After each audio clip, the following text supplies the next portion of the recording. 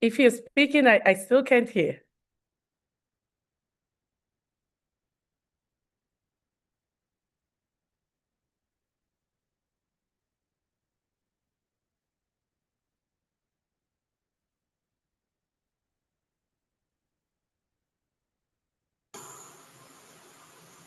Can you hear me now? Yes, I can. All right.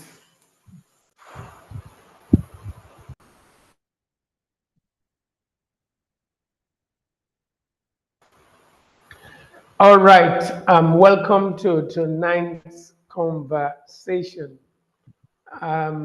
This is the IB Experience Unfiltered. For the last several weeks, we've been talking about romance. We've looked at it from different perspectives. We've had mostly men talk with us about romance. We've looked at romance and the impact finance has on it and the impact it has on finance. We have also looked at romance as it relates to core values. We have asked ourselves at the point of negotiating relationship, what is the importance? How strategic can romance be? How strategic can core values be? Which should come first? And then we've answered a whole lot of questions. Today, we have decided to have a woman in the space talk to us about romance. I believe we got a lot of lessons to learn. And with us tonight, we are having um, one person that I believe is a typical representation when you talk about somebody, in my view, that expresses herself when it comes to life, when it comes to relationship, when it comes to love. Dr. Olushi Basi is it, a medical professional. Dr. Olushi Basi has been married for over a decade. Dr. Olushi Basi is the incredible wife of an amazing young man, mother of three. She's going to share, she's been married, like I said, for over a decade, and she's going to share with us from experience, from knowledge, from research. She's going to guide us, she's going to educate us, and I believe that by the time we're done with tonight's session, we will have a lot to learn, especially those of us that are the men. We will have a lot to learn because it does appear that this whole thing about romance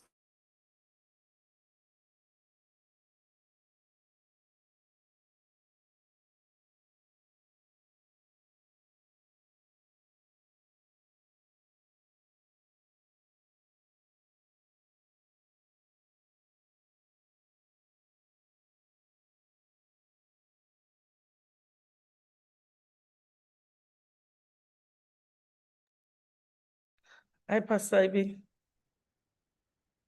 Hi.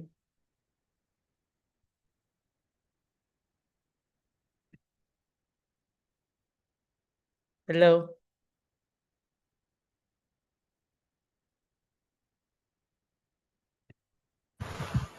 in the last conversation we said there was a glitch on my network. So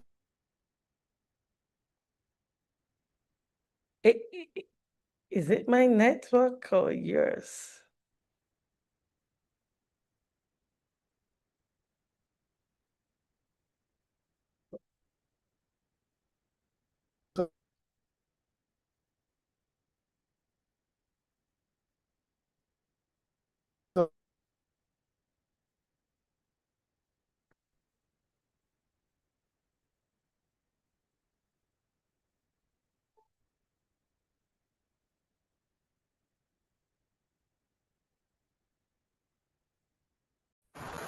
some people have said the woman's brain is wired for romance. In fact, the way they describe the brain of the woman, they describe it like it is so interconnected.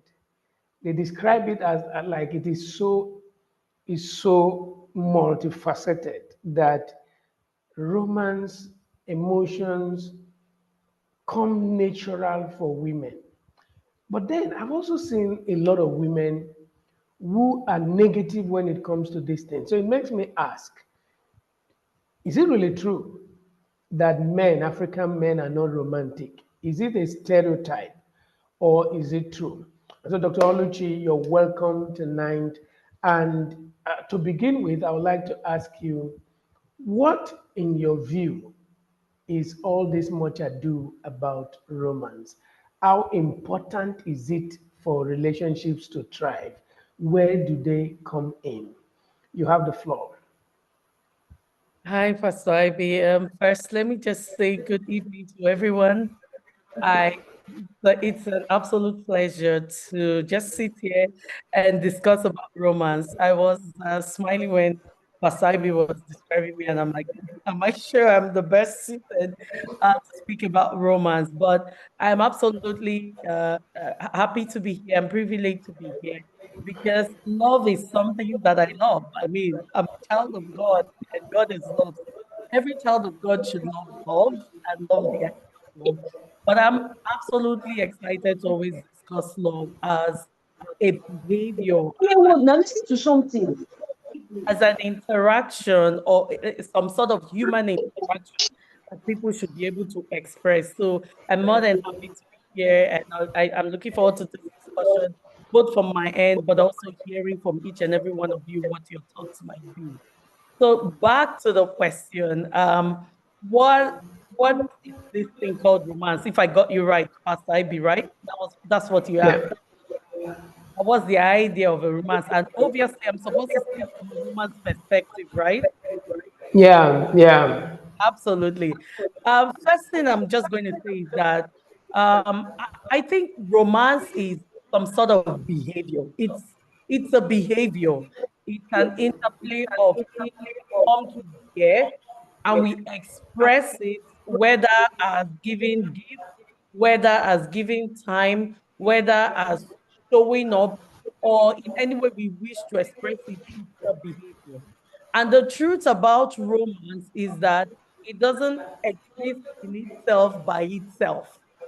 Romance is something that comes about based on what people have experienced on their own, based on people's personalities, based on their temperament, even based on the environment that they have lived in, based on the exposure that they have lived, that they have seen, they have been allowed to come into, based on even their family upbringing, based on their educational status, based on culture. There are so many things that come to bear when it comes to romance. So that in itself is a general perspective of romance. Now, from a woman's perspective, and I would dare say from my own perspective, romance is something consistent. Their actions, their behaviors, their character that you show towards me, that a woman expects you to show towards her in a way of thoughtful gesture, in a way of communicating to her that she's cherished, in a way of communicating to her like you mean a lot to me and I want to show it, in a way of prioritizing the attention you give her, in a way of making her feel special.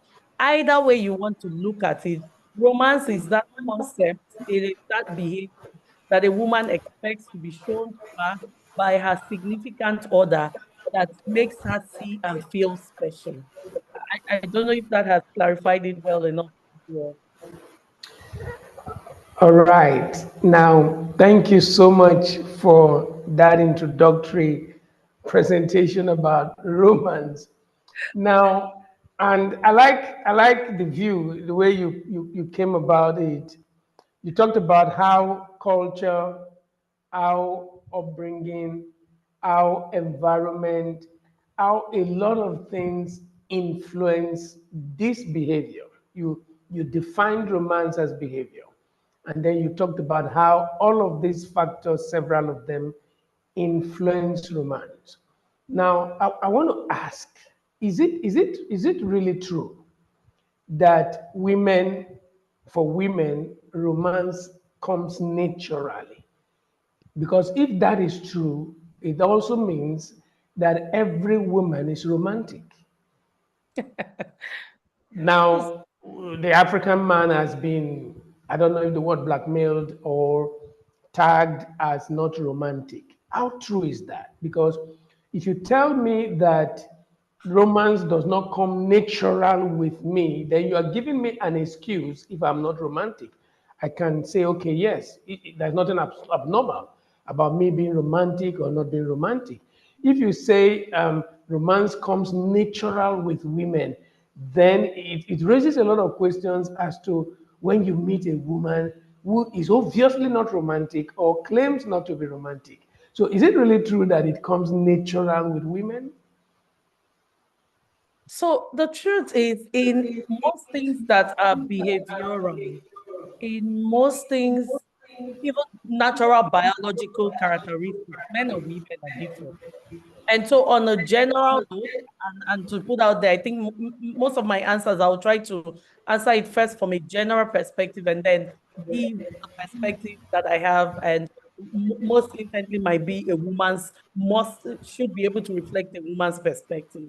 So, generally and naturally, so men and women behave differently. They address things differently, especially when it comes to love or most things that we do. So there is a sense when people say women are more romantic than men. It's a generalistic kind of perception.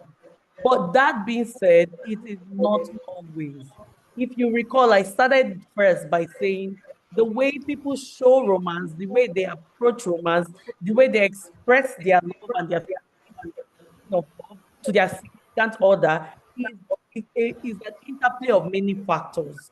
So even though generally so, women are perceived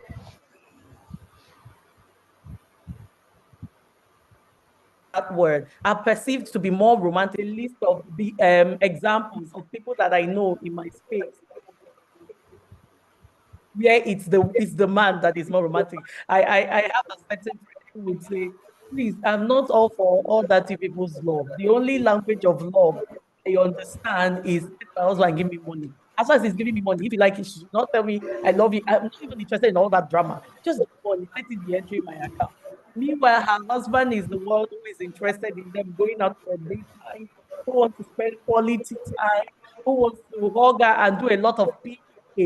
She doesn't want all of that. So when you look at both of them, you would be like, what's going on? I'm always laughing at her. She's like, Oluchi, give people, I'm not interested. I just need the money.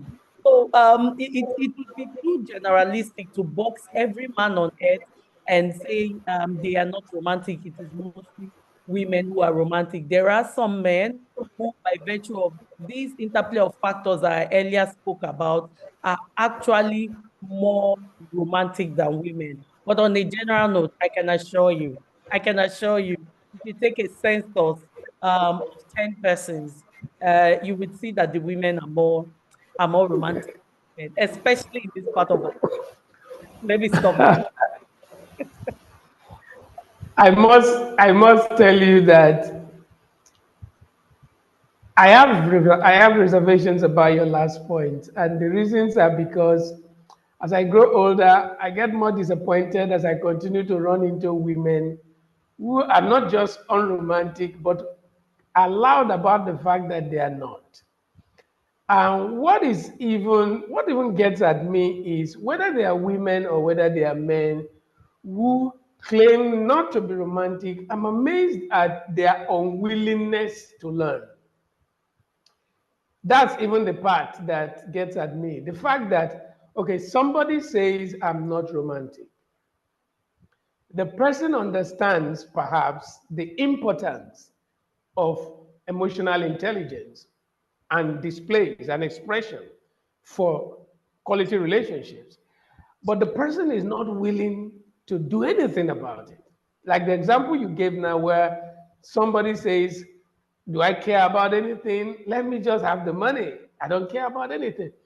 The question for me is you used the word thoughtful gestures Yes, as one of the ways absolutely. romance is expressed. You talked Yes. about, even though you were gender specific when you said making her feel special, but I want to neutralize it and say making your other half, whether the guy or the lady, making the person feel special. If these are the definitions of romance, or the descriptions, if you like, of romance, why would somebody be in a relationship and know that thoughtful gestures are critical for relational health and say, I'm not wired for it, I don't care about it? And why would people do that?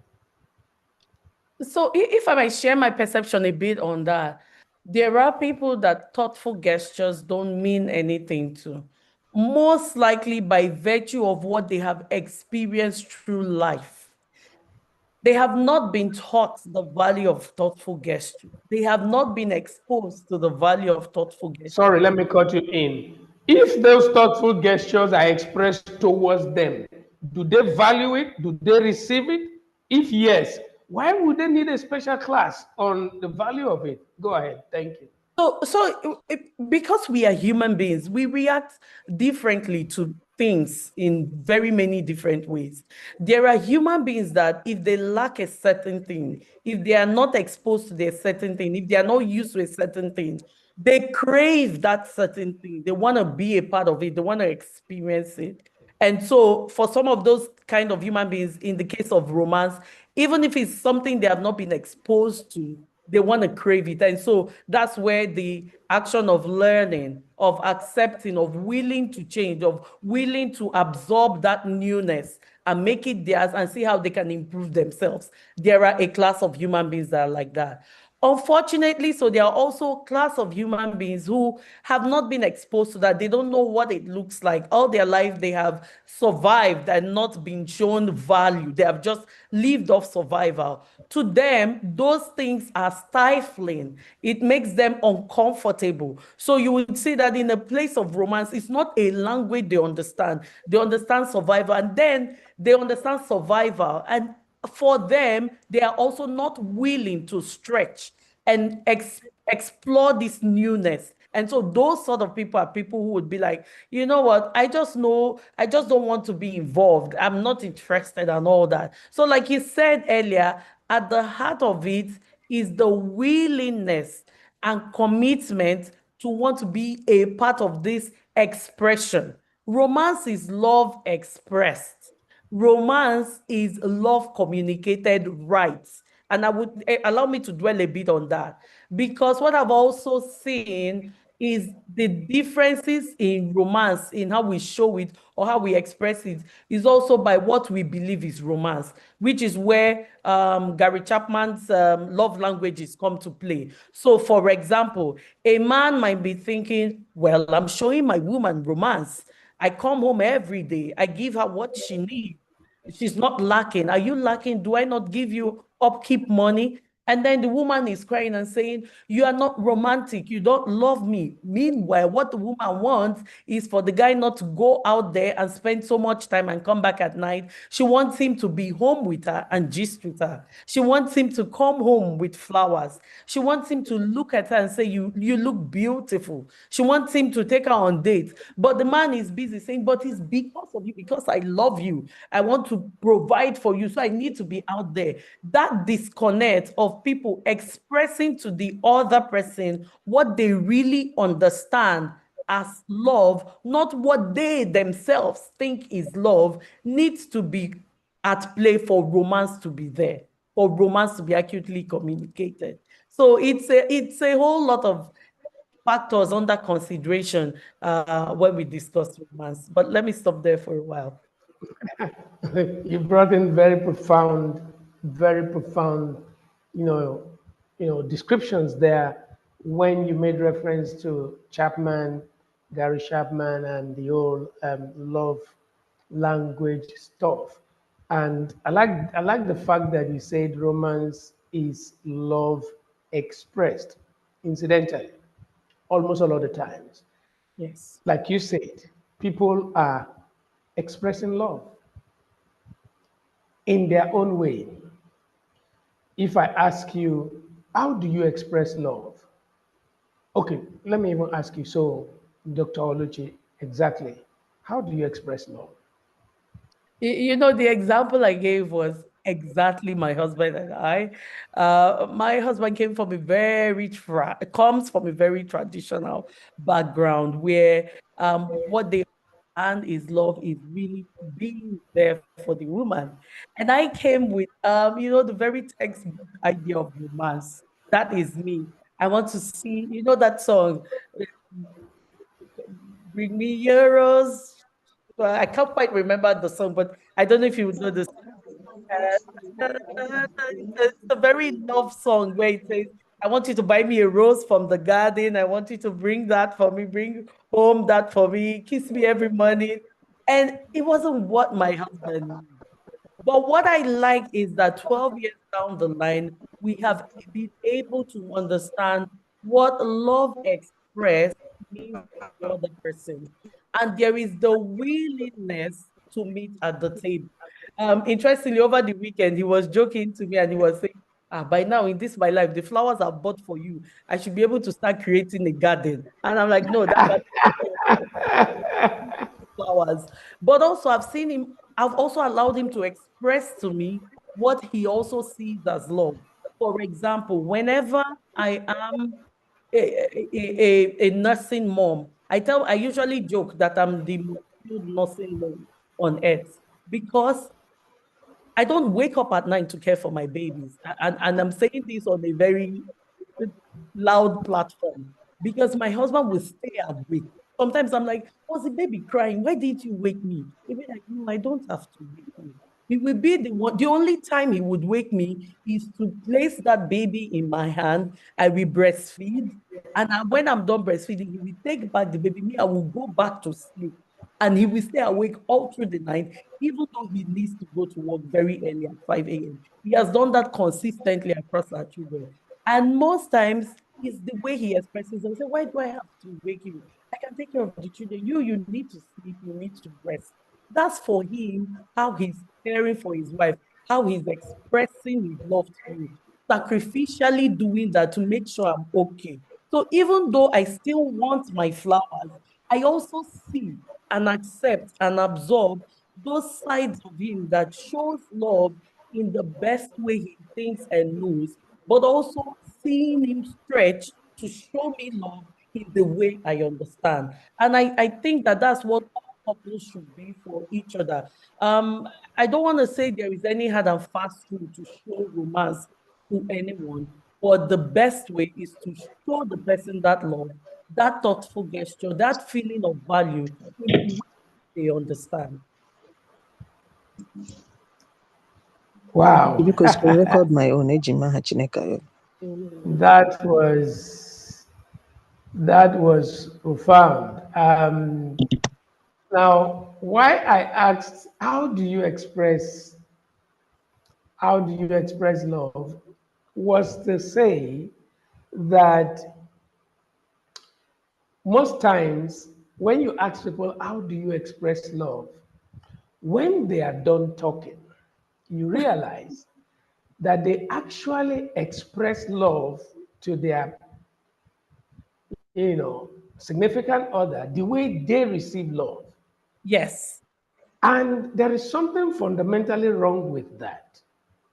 You should express love to the other person the way they receive it, not the way you receive it. But what is beautiful about see, as you were just talking, I was just asking myself, how else can a man be romantic? No, How he has to else? put flowers. How else can a man be romantic? You sleep like a baby in the Oh, night, that's and he mm, goes taking care of them babies, even when he has to go to work in the morning.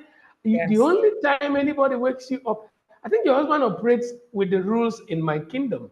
The rules in my kingdom says you don't wake somebody that is sleeping for any reason Uh, except it is critical for their health or for their well-being or for whatever. If somebody is sleeping, sleep. There are people who take pills to go to bed. There are people who can't go to bed, and somebody has the blessedness of being asleep, and you're waking them up for something you can deal with. Who does that? And so I, it does appear. times I've even said to him, wake me up. In fact, he goes to work early in the morning. I'm like, wake me up so I can make your food. He's like, if you wake up, that's fine. If you don't, I'm not going to wake you up. I'm like, what is wrong with you? Okay, it's okay. Wake me up when the children are crying. And you do know I have twins now. So he's holding, sometimes I wake up in the middle of the night, he's holding the two babies. And I'm like, why did you wake me up? I say, yeah, sleeping. I'm like, oh God. Fantastic. That's my kind of man. Somebody is sleeping, let them sleep. So that when they are awake, they're awake. Now that is fantastic. Now, and I said, how else can somebody be romantic? But do you realize that in most relationships, even though there is a direction this conversation is going, but let me come back a little bit. Do you realize that there are relationships where a lady can minimize this incredible value that your husband brings on the table and walk out of the relationship because he doesn't bring flowers? Because almost all of the times in our relationships, we focus on the 20% that is not in the relationship and treat this 80% we have like it's not important. And it's amazing. Zaza Gabor, 99-year-old Zaza Gabor, was she who said that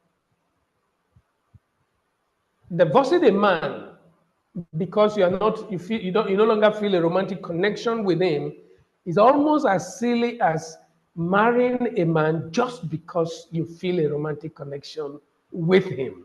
Now, she said that, and I don't care what people think about what she said. Zaza Gabor got married 9 times during her lifetime. And so if she says something, I want to dig into it and find out where she's coming from. And so do you realize that there are women who walk, okay, let me put the question differently. Are there women who actually walk out of relationships because this romantic element is missing? And what do you think about that? So, and this is my very precise thinking. I do not think the woman only walked out because of the romantic element was missing, but also there were other factors that exacerbated it.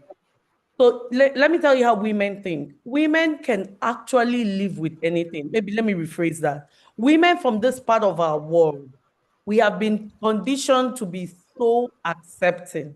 And I dare say even the educated and exposed ones, that if we love someone, if there is love or there is something to give in, they will stay and manage what they see. But where I think they've just taken the light. Give me a second. Let them put on the light. It's okay, go ahead. Just keep talking, we're listening. You don't have to worry about that. Just keep talking, we're Get the listening. light on. But a woman would leave when there is nothing, completely nothing to live for. Why do I say so? There are men in relationships where the man is beating her every day. But she will stay in that relationship because the man beats her, and when he's coming home in the evening, he will buy her a large bouquet of flowers, buy her the best designer shoe, the best designer handbag. She will stay with that red eye in that relationship because she would say, oh, well, he pampers me after beating me. And that in itself, I don't want to get into the negative part of it. But there are also women who are being beaten in a relationship. They'll say, oh no, I'm staying for my children. What am I saying? The woman who walks out, not like there are no women that did that, but the woman who walks out because of romance was not enough, had other exacerbating factors that she's not speaking to, but was an underlying reason why she stepped out. However, I usually advise couples every time you are in a relationship, you need to stretch a little bit to know that it is not about you alone. And this is to the men and to the women. There is nothing that cannot be learned. There is nothing that cannot be improved. There is nothing that cannot be refined. There is nothing that cannot be revised.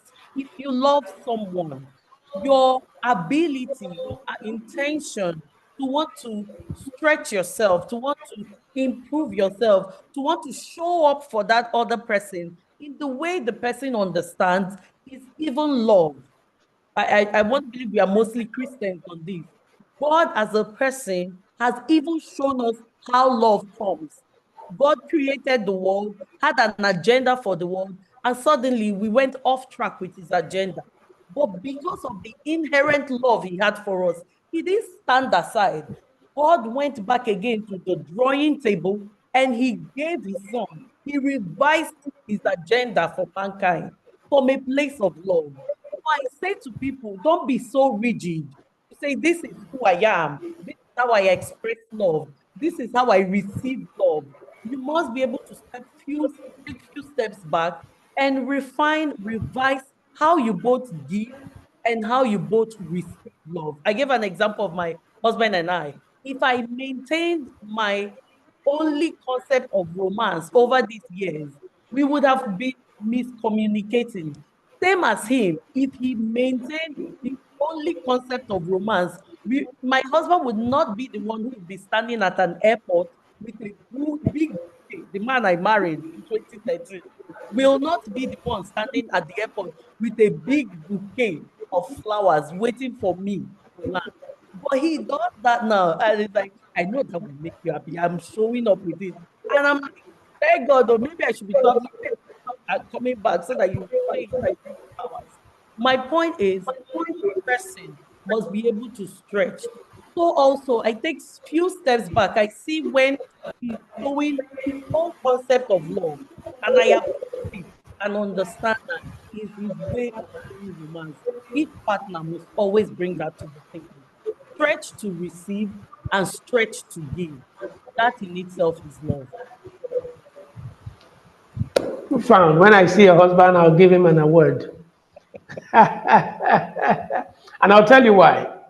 I'll tell you why. Now, you see, like we said, like you said at some point, especially IRO Gary Chapman's love language. Now,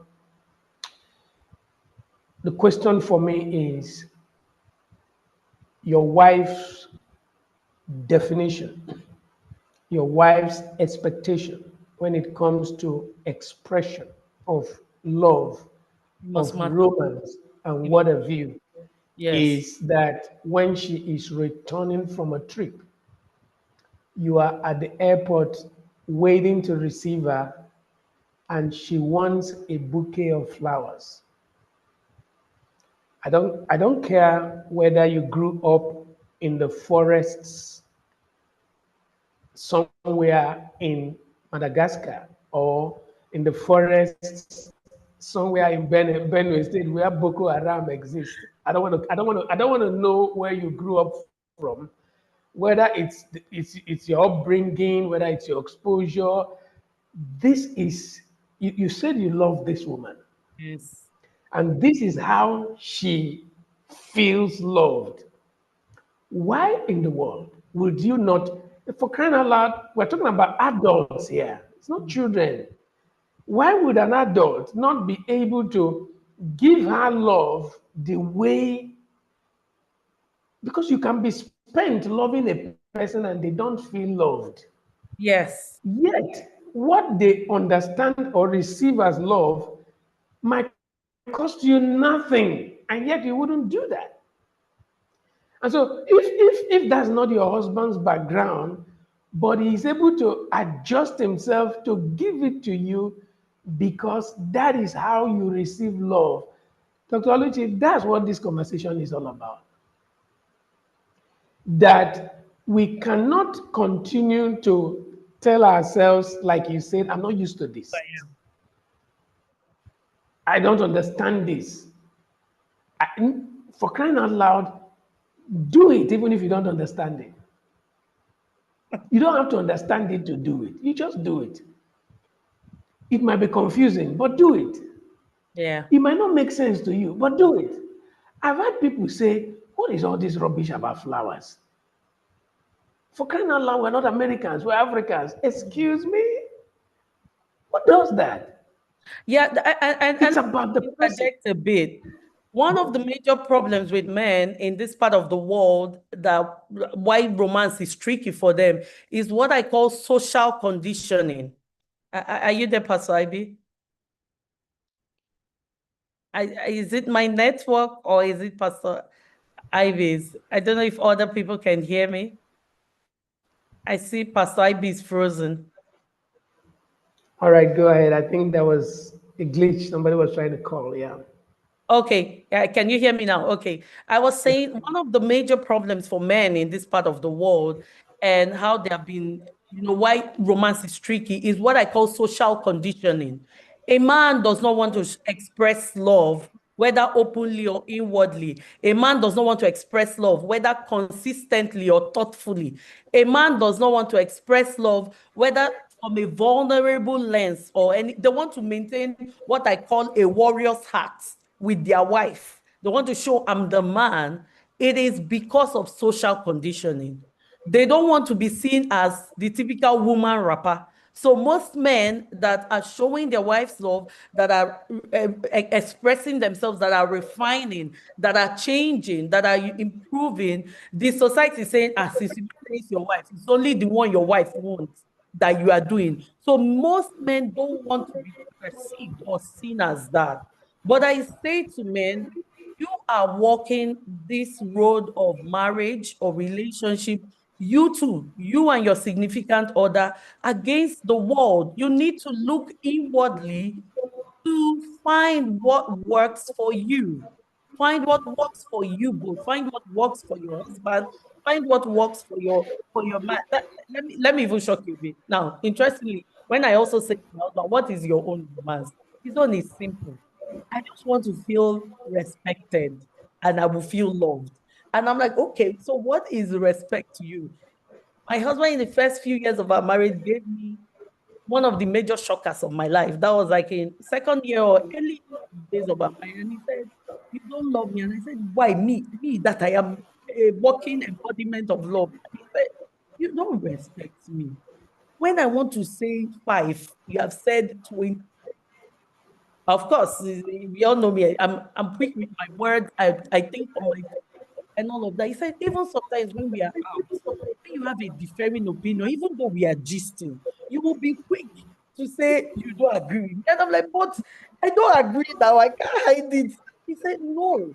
You know, no, we can come in and we discuss about it.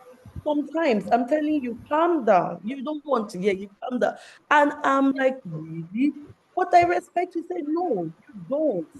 So I had to reevaluate my interaction with him.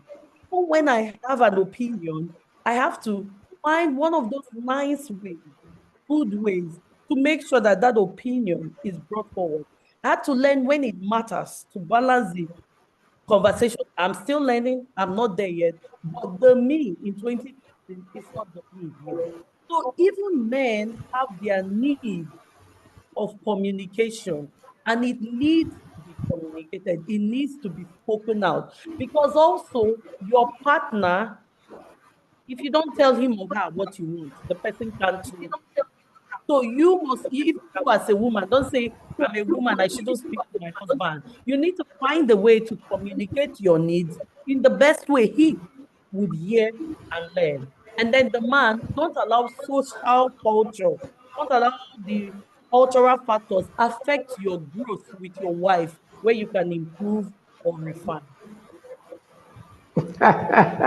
Profound thoughts. You brought an aspect to this conversation that is so important. I've handled that in counseling sessions again and again. I've met women who believes that nobody respects their husband like they do, and their husband is wondering where that is coming from because, so far as they're concerned, this woman is very disrespectful. And the point here is that every man has his own definition of respect. Oh, yes. And you cannot respect your husband on your own terms. You Yes. have to I sit learned that. down, ask him questions, listen to him, get his definition of respect, and respect him in his own terms. And it is very healthy to disagree with your husband when it comes to views, preferences, but you cannot afford to be disrespectful in disagreeing with him. That Even totally. in expressing a contrary opinion, Yes. the respect, the tone of voice, the tonality, the body language, the loudness or toning down of your voice, a lot of factors are going to define whether he's able to receive. You can have an idea from heaven, it's your cup of tea. If Mm, your tonality misses it, it's gone. If your body mm. language misses it, it's gone. An Absolutely. average guy is ready to die in his ignorance than take your Absolutely. valuable Yeah.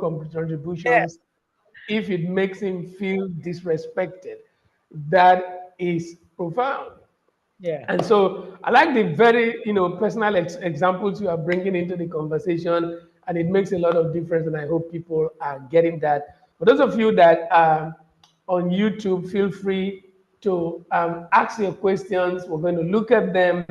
For those of you that are with us on Zoom, you're free to drop your questions in the chat box. You can also indicate with that there are emojis there that can help you indicate if you want to ask a question or you want to make a contribution. We're going to let you do that, but just indicate that. Profound thoughts that you've shared, Dr. Olushi. So you see that from your submissions, whichever way we switch it, we must express love. I've seen a guy, and a lot of the time, women are victims of this. We are always inclined to surprises. A surprise birthday, a surprise gift, a surprise this, a surprise that. And what that usually does is that the lady wants a Porsche car. She has seen this Porsche car that she's dying for. This Porsche car may just cost 7 million. And here is this guy trying to surprise his wife, and he has spent 24 million buying the latest Jeep, trying to surprise his wife. And the Jeep is here, and the man is depressed because it's either she didn't accept the gift or she didn't show the excitement that he wanted. She's not crazy about his gift, and he has put in 17 whooping million. Who does that? And now there's a collapse, there's a breakdown, there's an emotional gap leading to physical gap, leading to a whole lot of things. Because and you said something there which boils down on communication. And because there was no sufficient quality communication, he did not know what she wanted. He didn't ask her. He was more focused on surprising her, giving her a gift that maybe will express his status or whatever. And he's already spent, yet not appreciated. Why? Because we have refused, we have not learned, even if you want to do a surprise, to love people The way they the know. very way they receive love. Listen, when you have loved them the way they receive love, every other jara you add will be explosive. Yes. But you must find out exactly how they receive love Yes. and give it to them. One more question, maybe not one, but let me ask you another question. What do you believe then is the most important quality in a romantic partner, and why? Hmm. Okay, I think let me speak for myself because for everyone would have what is most important to them. There are two things I value so much to communicate love to me. Interestingly, it's nothing materialistic. Because even though I received the material gift from my husband, and I think that would also I will also be speaking for some women who maybe have a bit of their economic power. Sometimes it mightn't always be materialism for them. Because, for example, if you want to buy me biscuits, maybe I can buy biscuits myself. Do you get? So it mightn't be about the biscuits, but go on and buy the biscuits when you feel like that's okay. But the real expression of love for me is thoughtfulness. Thoughtfulness blows my mind. Whether it's something I was thinking of or something I wasn't thinking of, but something you thought about and you realize this would matter to me, this will add value to me, this will mean a lot for me. You step in and you do it for me, it just blows my mind. I will give you an example. I'm so sorry I'm sharing personal conversations. My husband walked in while we were talking earlier in his usual way. He just walked in quietly. If you notice, there was a time I was smiling and he did a 360 turnaround for me in front of me, and then he walked out. He's just going to say, "You took our marriage to public domain." I told him already. I said, "In the way I know myself, just be prepared. They will hear gist outside today." And it's like, I just go. But I was going to share a few years back, I had a problem at work. My supervisor was really being funny. And she was, I wouldn't get into the issues, but at the heart of it, I think a part of her was not comfortable with me. It was the person I was just directly under. And she was really throwing me under the bus. So we had an issue.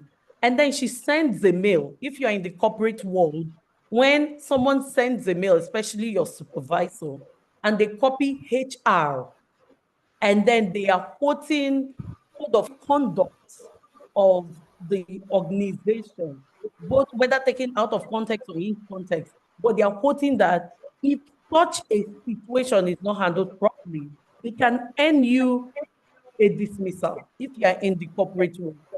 So I had that situation with my boss, and she sent that mail. She sent that mail at about 10 p.m. in the night. I was just going to take a shower for that, and I pulled my man in the sweat. I was like, oh my God, what's this lady doing? Does she want me to quit from work? Why will you send this kind of thing? I was leaving. I was so upset. So I'm like, I'm going to respond to this mail right now. My husband was like, honey, no, this sort of mails, you cannot respond when you are agitated. You could say something that even HR will now capitalize and say, maybe there's some sense of what you say, no matter how truthful you are, because this is a senior junior thing. And so thankfully, he got me to calm down and said, in the morning, respond to the mail when you are calmer. So I went, took a shower, went to bed. You wouldn't believe that at about, my husband went to work that 5 a.m. And then I checked my inbox when he left. I couldn't wait to come and respond to the mail because I was so upset. So 6 a.m., I tried to respond to mail. I see in my inbox that my husband had drafted a response, an email to that email for me. I was blown away. And he wrote a message down. He said, I know I'm calmer than you. I'm more rational. So I've given you the baseline. I've given you the skeleton of this email. No matter anyone that will look at this, no one will ever think you were insubordinate to your boss. So he said, plug in the specific details, but use this body of the email.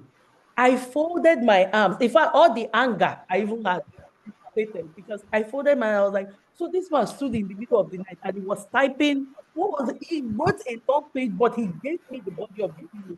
And because he's a calmer person, more rational, you could see him saying the things I might have said in a more explosive way. For me, that was really very thoughtful of him. And I appreciated him so much. I was like, thank you. By the time I wrote the mail, it was, in fact, my boss was now blamed because everybody was reading the mail and they could see how rational the mail was. And no one could fault me on anything. Perhaps if I had written that mail myself, it wouldn't have been the same. So thoughtful gestures that you see what matters to the person and you step in and you do that for the person. That for me is love. Another way is attention. I like my attention. Quality time. Show up and show me that attention and show me that quality time. So I don't know, for other people, it might be the material first, it might be the attention, it might be kindness to even their family members. But for me, my top two is thoughtful gestures and attention. I think that if you have not taken your husband out, just take him out and pamper him over some meals. For that story you just shared, you better do that this weekend. Many years. It's been about 5 years or so ago. Yeah. Because that was profound, and you are trying to apologize for sharing personal stories. What else are you going to even share?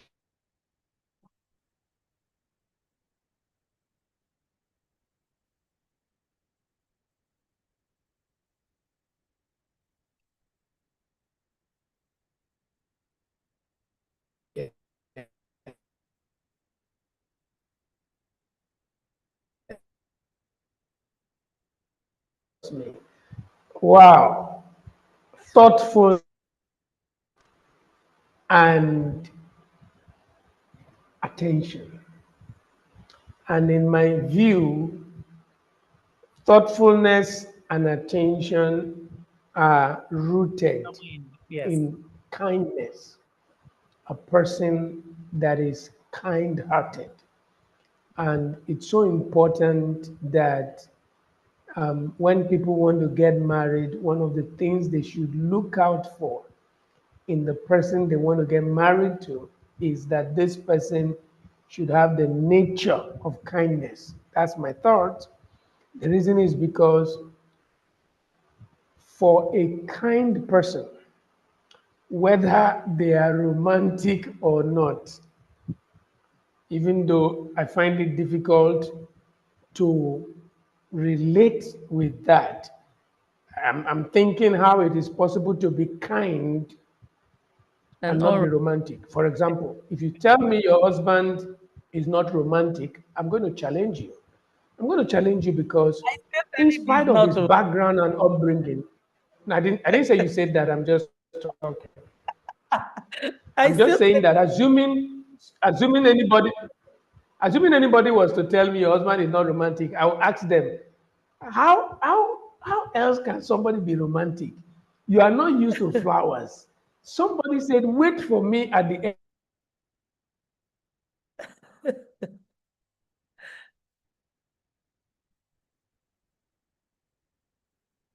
airport with flowers, and you brought flowers with you. Are I you, didn't tell him. I didn't tell him. He just knows that. okay? So, Yeah. if somebody is not if flowers and buying flowers is somebody is not used to it, but because his wife wants it, he does it. I'm just asking myself, this person is pliable. This person is willing to adjust. This person is willing to learn. And trust me, that is the bottom line of this conversation. We're not here to indict people. We're not here to judge people. We're here to educate people. We're here to encourage people that what you cannot do is that very thing you have not decided to do. Okay. Very true. Because the day you decide to do it, it's going to be little adjustments until you align. It's not automatic. It's Yes. not going to be a radical change. Little adjustments before you know you're fitting in and you're making sense. And for me, it makes a lot of difference. Anybody that is kind will be thoughtful. Anybody that is kind will pay attention. Anybody that is thoughtful, kind, and pays attention will begin to develop the tendency for being romantic, emotionally intelligent, and sensitive to the needs and desires of their Yes. partners. I was thinking that if you really love a person, then the thing, somebody said, it is little effects that create affection. The things that create affection are so little. Just like Dr. Mike Murdoch will say, little hinges swing huge doors. Little hinges swing huge doors. So what it takes, like I borrow your word, what it takes to blow off the mind, blow away your partner, it doesn't take much.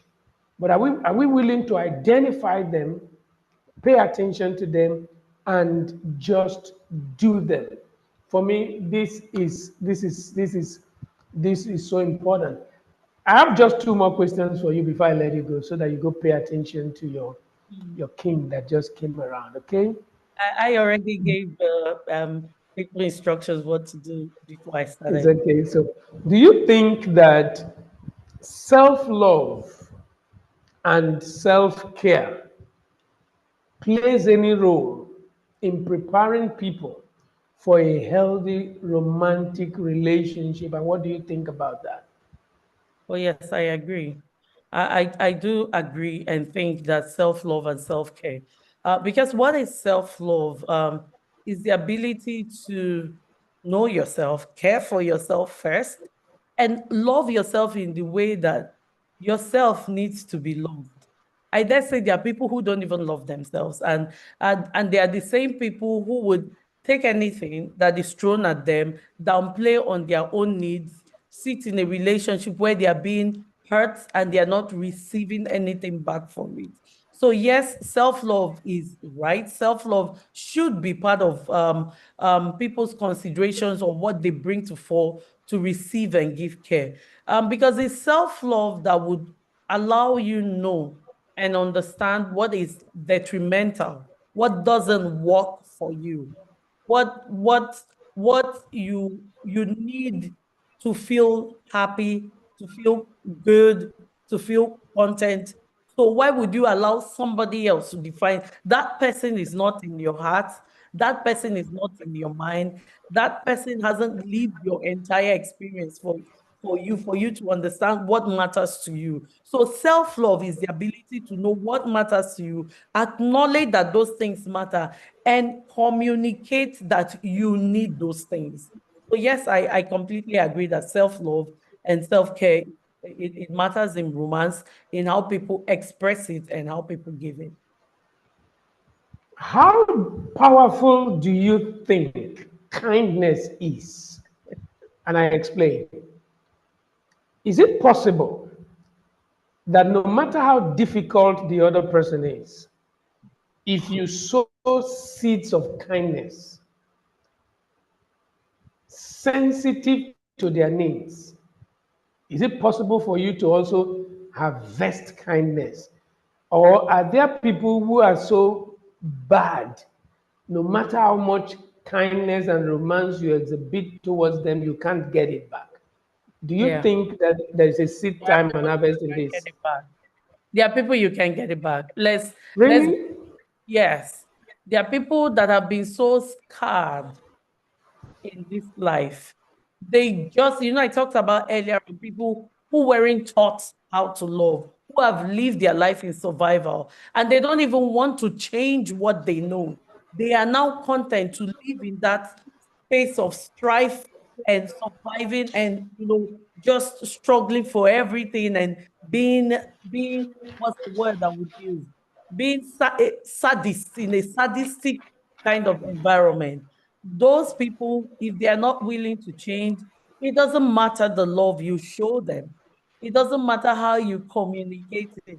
It will take only the grace of God to change them. They are not going to change. And where self-love comes to play is that you, the giver of that love, you, the person who is trying to create a different system for them, self-love should let you know when it is the limit. It is called creating boundaries. You shouldn't love someone so much that you're talking about romance. So I want to show that I love him. I want to show that I love her. I can change her to your own detriment. You are grinding down. You are grinding down, getting to the point of even some sort of destruction, and you are sticking to that person. No, at some point, self-love requires that you choose yourself because that person is not going to change. Are there implications for choosing yourself? Because at the point when you choose yourself to, then there's going to be a gradual, you know, things are going to grind to a halt and it may not be remediable. Now, there are words, there are statements religious people, people of faith, there are statements they avoid. They could say what you said, at some point, love yourself. But if that conversation gravitates towards, if it's not working, separate. If it gravitates towards, if it's not working, divorce, call off the relationship, that extreme conversation, people of faith avoid it. But are there times when that extreme becomes unavoidable and we got to face it? Well, considering I'm a person of faith, I'm thinking about the best way to say this. Um, there are times when you really need to walk away if it's destructive, even down to your own faith. There are times I remember a few months, like you said, you know me very well. I'm very expressive and very direct. Very early on, I already know what it is I want and where I'm headed. I remember a few months into our marriage, I remember saying to my husband, honey, you know, you always say there's no going back on this. It's okay. I agree with you. But you see, any day you say it's for us to start going to native doctor and start worshiping another God. No, me and you will not go that. I believe you. I will put my head another corner. I'm praying for you from that corner. Any day, I think there were three things I said to him. I can't even remember what it was. These were very barbaric. And he just looked up and said, "You are always saying nonsense. How did we get there? What is it? Who is talking about separation?" I said, "I'm just telling you some things that it should not happen because me, I will not be with you beside it for the sake of God." What am I saying? And we laughed over it. But what am I saying is there are times, even to the detriment of your own faith.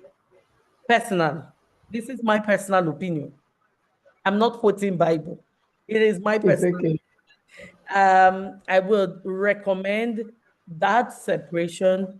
Move away and be praying for the person. God can reach to that person and bring you people back if it is in will. But staying at that moment, no. When people say, if it is, what word did you use now? If it is Detrimental. violent, if it is what? Sorry, the word I used earlier, if it's detrimental even to your own. Okay, if it is detrimental to your faith. Wow, that word is bogus, you know. Yes. It's relative. People have to define what is detrimental to their faith. As I grow older, as a person, I'm not scared about using certain words and terms, but we just got to define things properly. But sometimes a relationship is not physically violent, but it is emotionally violent. That a partner is already becoming a shadow of themselves. A partner is sliding into depression. Mm, They are as good as dead, mm. but it's not physically violent. Yeah. And so Those. when people say, when it becomes physically violent and life-threatening, it's time to call it quits. And I'm asking, there are also people who it is not physically violent, but it is emotionally violent. But They are depression, now a shadow of themselves. depression is Sorry, life what did threatening. you say? Depression is life threatening. It can lead you to That's suicide. where that's where I was going. That's where I was going. I was going to say it's not physically violent, but it's emotionally violent, it's depressing, and it's becoming suicidal. Life will still be lost at the end of the day. The whole reason, we're not trying to make separation and divorce look important, but the whole issue is that the entire essence of the whole romance, love, and whatever name we try to call it is that there is an atmosphere that ought to exist in a relationship, an atmosphere of peace, an Yeah. atmosphere of feeling accepted, feeling welcomed, an atmosphere that is not toxic. And there is a lot people can do before they go into the marriage to check these things and get it right. Because when you have already gone in, it can be challenging. It can be complicated.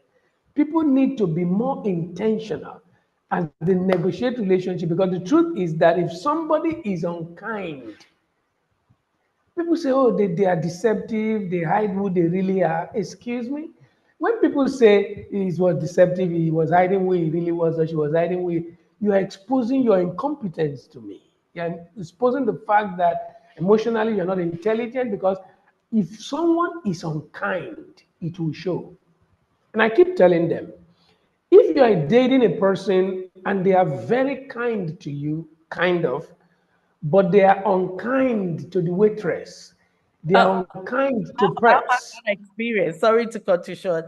I Go have this ahead. guy who was trying to marry me many years back. I recall that the only reason why I realized, I cannot read, is we went out to a restaurant, and I'm not sure how it happened. Well, I would say sheer carelessness of the waiter. The water poured, but that in itself was not enough. Before we could say Jack, he had left a hand for her.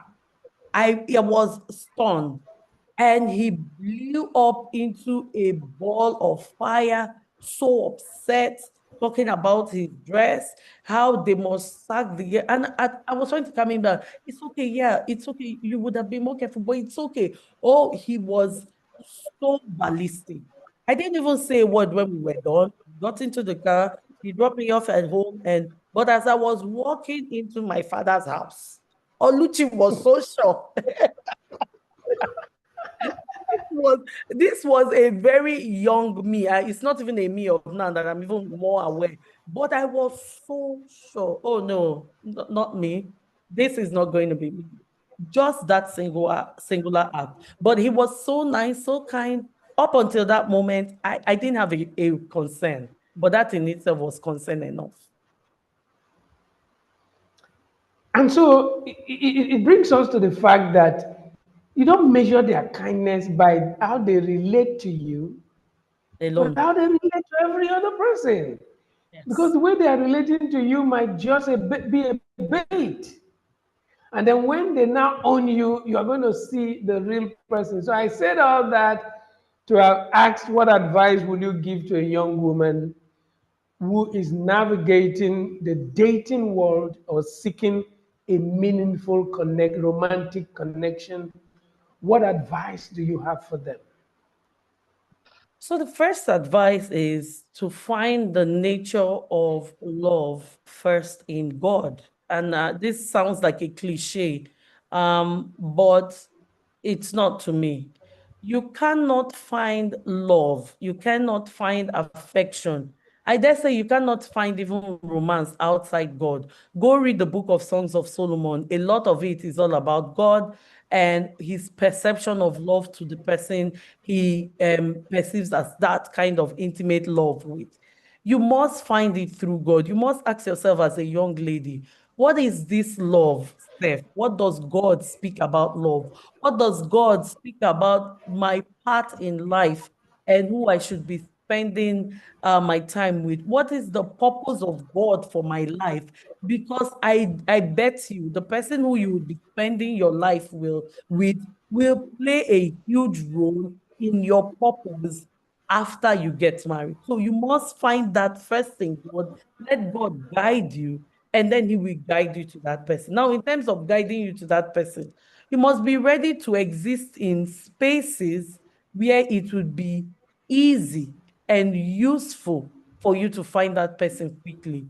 You must also be able to x-ray that person, be ready to x-ray that person, both through the lens of the Bible, but through the lens of also the things that matter in worldly wisdom. What am I calling the things that matter in worldly wisdom? Like you talked about kindness, someone just being naturally kind to you and other people. You must be able to put that forward.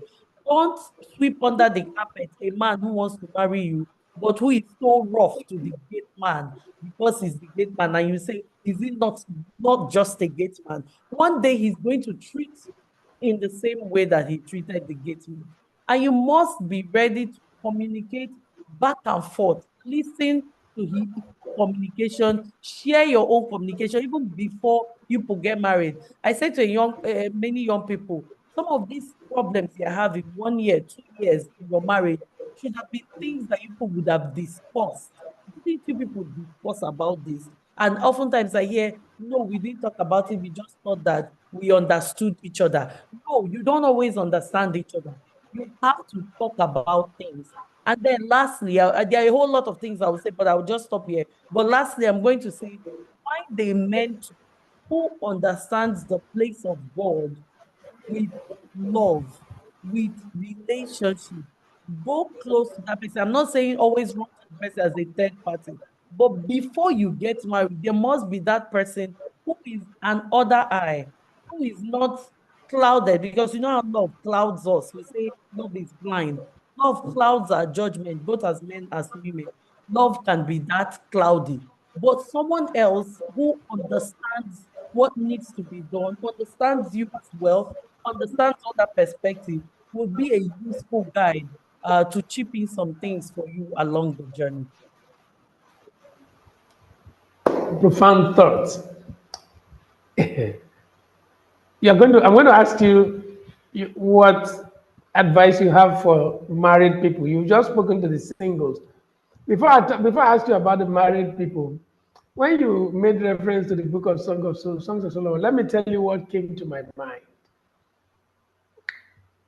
It was nice that in your reference to Songs of Solomon, you referred to how Jesus relates with us in love. Yeah, And that's a beautiful way to present it. However, every time I did an in-depth research on the book of Songs of Solomon, and some of my discoveries were worrisome. Worrisome because the Songs of Solomon is all about romance, essentially. And what was going on in my mind was the fact that Solomon literally deified the Shunammite woman. He was head over heels in love with her. He was on cloud nine. He literally lost his mind.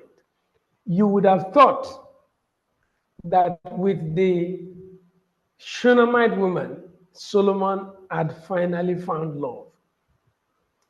Is it not amazing that at the point he found the Shunammite woman, he already had 80 wives? Mm. So the Shunammite woman was the 81st wife. After the Shunammite woman, he married another 120 less one, 119 wives. It makes me question the genuineness, the dependability, the extent to which this whole craze about romance as the basis for negotiating relationship. It makes me question the veracity of all of that, because that guy was crazy about the Shunammite. And yet, before long, she expired and he was chasing more women. He chased another 100 and something. Amazing. It makes me come to the realization that as people negotiate relationships, you use the word love clouding our minds. People must become intentional, because you see them butterfly feelings, they are messing people big time. Yeah. I mean, if you would allow me just chip in, I would talk too much because the conversation around Solomon is a whole different ball game. But you know, there's this thing the Bible says we are drawn away by the desires of our hearts.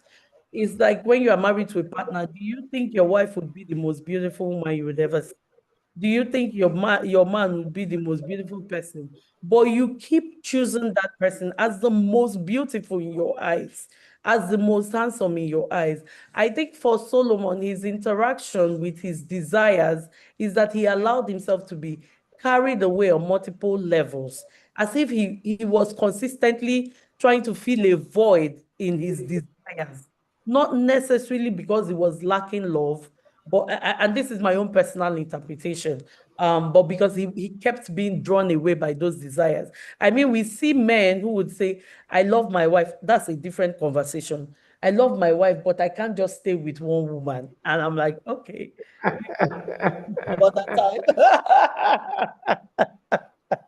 Yeah, but you talked about my advice for couples, including myself, because I'm still a couple. Um, I think the book of First Corinthians talks about love. It says, love is patient, love is kind, it doesn't vaunt itself up, it's not proud, and a whole lot of things that the Bible in that First Corinthians talked about love. I believe that if couples are even doing half, and when I say couples, we spend time having some sort of chicken and egg discussion about man and woman relationship. Someone will say, I'm the man. She should respect me first before she's expecting love. The Bible says she should submit. She has not submitted. She wants me to love her.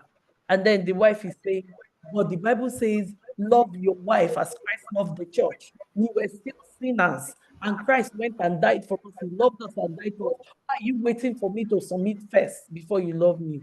I just say to couples, just bring your 100% forward first.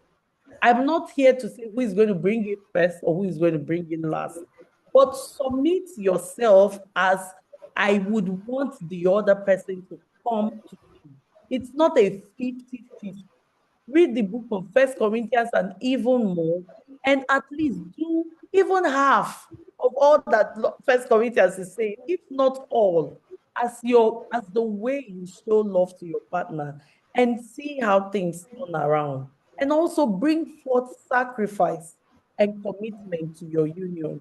Love is not one-sided, neither is love one size fits all. But if you're able to constantly bring your 100%, bring a face of sacrifice, bring a face of commitment, and also keep the passion, because love is also passion. You must always look at your wife attractively. You must always look at your man attractively. And then each day, commit and communicate to working things together. Hopefully, both of you will get to your forever and beyond. I think I will stop there. Thank you so much, Dr. Oluchi Basi. Dr. Oluchi Basi has been an incredible friend since I ran into her over 9 years to 10 years ago. I will never forget. And part of the reason why she's chosen to have this conversation with us is because I think that when it comes to a woman that is expressive, not just of herself, of her mind, but also of her feelings, this woman encapsulates it. And so I thought that it would be amazing to have her have this conversation with us, and I believe we're going to learn a lot from her. And we did learn a lot from her. I remember when my wife had passed on, and then she came visiting, and then she called. This was the third person among three people who gave me this hug that changed the face of my grieving process. Came over, visited with me, and that one visit changed the narrative. I pray that God continues to bless you and keep you, and Amen. continue to position you to add the value that you always represent. When you are in a space, you light up the place. Never a dull moment with you. You Thank you, are a sir. symbol of love. And um, I think your husband is a lucky guy. And I also think you are a lucky lady to get that kind of a man. He's such an amazing person. Don't forget to thank him for me for allowing you do this and for helping you become all that you are created to be. I hope that I'm going to have a guy have another conversation with us on romance in the eyes of a man. I wish I could get your husband to come and have that conversation. He hates spotlight. He hates. He just wants to be in this small corner. He don't like. Oh God. Thank you so much for being amazing. And for a Harmony Bloom Live, thank you for being here. Becky, Imo Isili, a few other persons that joined us, 7 other persons are not have left before we're shutting down. But thank you guys for being here. I hope you had an amazing time. And for Dr. Oluchi, God bless Thank you. you, sir. Thank you so much. Thank Thank you, you, sir. sir. Good night, Thank you, sir. everyone. Good night. Good night. Thank you. Dr. Oluchi. God bless you. You're welcome.